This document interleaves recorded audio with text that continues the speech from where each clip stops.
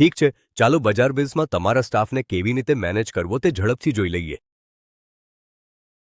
સૌપ્રથમ તમે જે સ્ટાફ મેમ્બરને ઉમેરવા માંગો છો તેનો ફોન નંબર દાખલ કરો.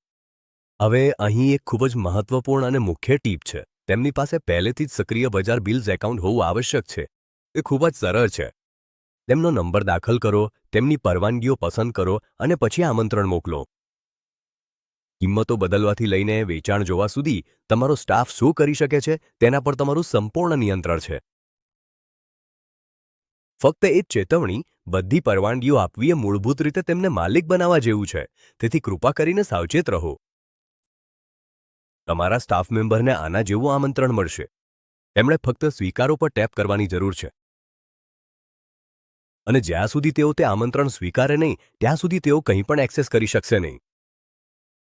એકવાર તેઓ આમંત્રણ સ્વીકારી લે પછી તેમની એપ્લિકેશનમાં સીધું જ એક નવું બિઝનેસ ટેબ દેખાશે. કંઈક ફેરફાર કરવાની જરૂર છે? એ એકદમ સરળ છે.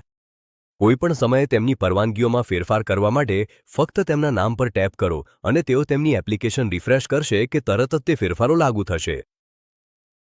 જો તમારે ક્યારે ટીમના સભ્યને દૂર કરવાની જરૂર હોય તો આ રિમૂવ સ્ટાફ બટન પર ફક્ત એક જ ટેપ કરો. ઓહ, અને યાદ રાખવું અગત્યનું છે કે મૂળ માલિકનું એકાઉન્ટ ક્યારેય દૂર કરી શકાતું નથી, અને સાચે જ આ વિશે સમજવા માટે આટલું જ છે. તો તમે તમારી નવી ટીમમાં સૌથી પહેલા કોને ઉમેરશો?